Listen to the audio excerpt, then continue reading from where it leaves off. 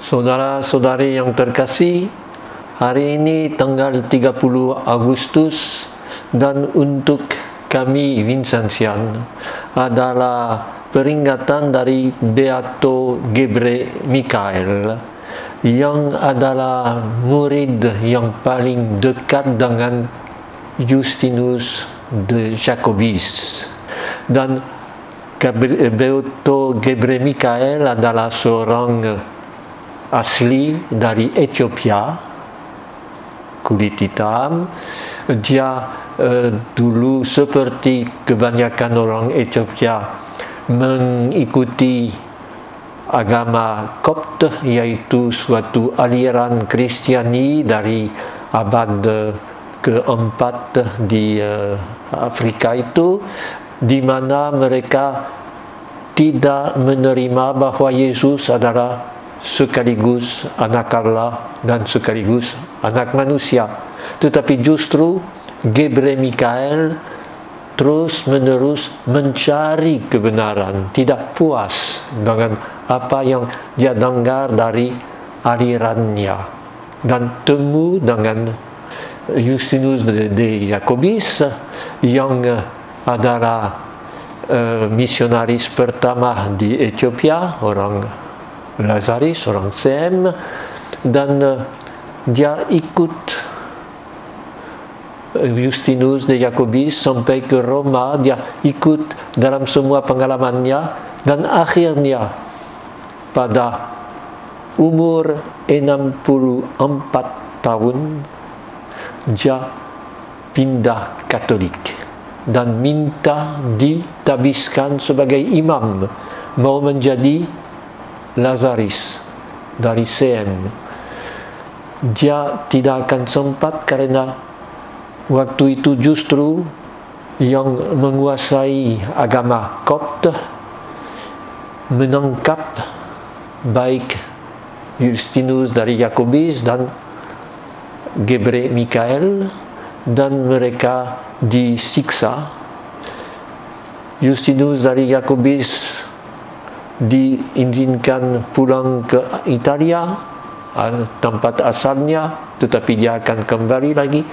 Dan Gebre Mikael terus menerus disiksa, disuruh pindah-pindah jalan kaki, dia yang sudah begitu lanjut usia.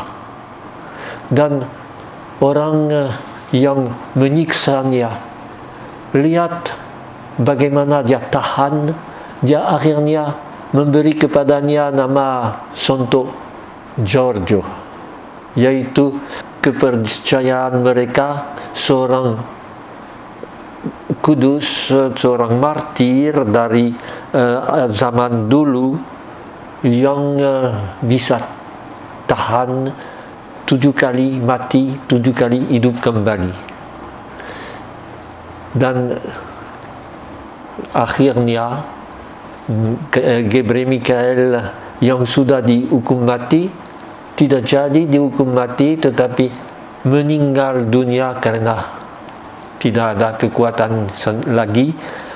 Justru pada hari yang dirayakan dalam agama Kopte untuk orang Georgius itu, orang yang bisa menjadi contoh untuk kita, orang yang tidak pernah puas dengan apa yang tradisi, tetapi yang mencari kebenaran, dan justru dijiwai oleh Roh Allah dari semula, bukan sesudah dibaptis, tetapi dari semula Roh Allah mengantarnya untuk cari terus, dan untuk menemukan akhirnya yang bisa menjadi untuk dia kesucian yang luar biasa.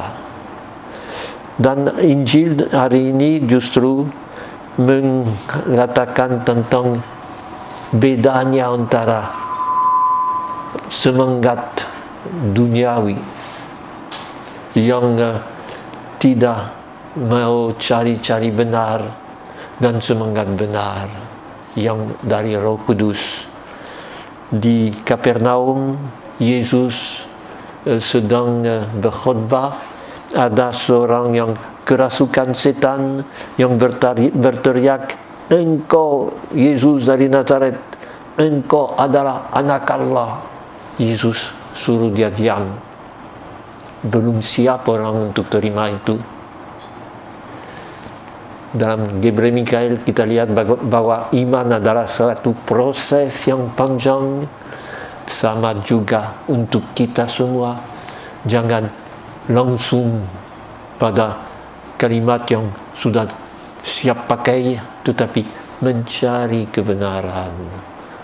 Dan ini yang justru Yesus suruh dia diam dan mengusir setan itu supaya diganti dengan Roh Kudus, Roh kebenaran, yang seperti kita akan dengar dalam bacaan pertama, Roh yang menyelidiki segala-galanya, Roh yang tahu yang tersembunyi dalam diri Allah, Roh yang mengantar kita kepada kebenaran.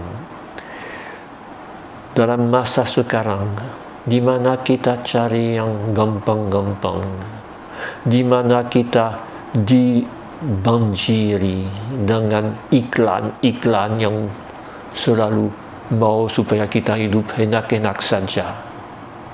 Cobalah kita dengar Injil tadi, dengar Paulus, Santo Paulus, dan mengikuti jejak dari Beato Gabriel Mikael. Selalu cari lebih dalam dengan membiarkan diri diantar kepada kebenaran dalam doa, dalam tindakan kita yang sungguh-sungguh demi orang miskin, demi orang yang sangat perlu ditolong dan didampingi.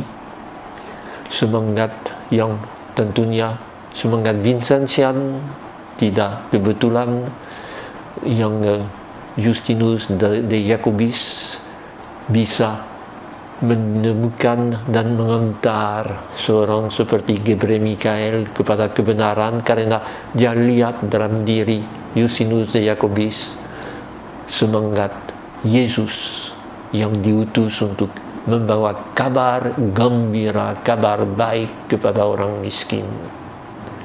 Mari kita pada hari ini bisa merenungkan itu, entah kalau ada peringatan dari Gabriel Mikael, tetapi sekurang-kurangnya dengan ikut dua bacaan dari hari ini dan Mazmur yang berkata Tuhan itu adil dalam segala tindakannya.